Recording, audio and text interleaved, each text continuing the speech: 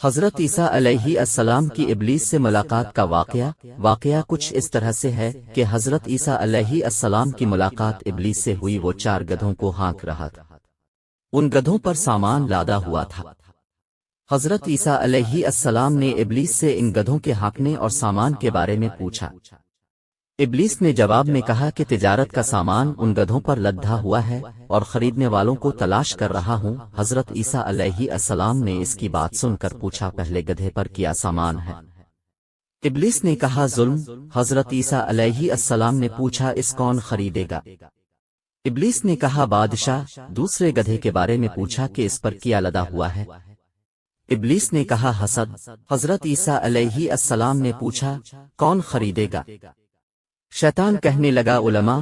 حضرت عیسیٰ علیہ السلام نے پوچھا، تیسرے گدھے پر کیا لاد رکھا ہے؟ شیطان ابلیس کہنے لگا، خیانت۔ حضرت عیسیٰ علیہ السلام نے فرمایا، وہ کون خریدے گا؟ شیطان نے کہا کہ تاجر۔ پھر چوتھے گدھے کے بارے میں پوچھا، اس پر کیا لاد رکھا ہے؟ ابلیس نے کہا، مکر و فریب۔ حضرت عیسیٰ علیہ السلام نے پوچھا، اسے کون خریدے گا؟ شیطان نے کہا، عورتیں۔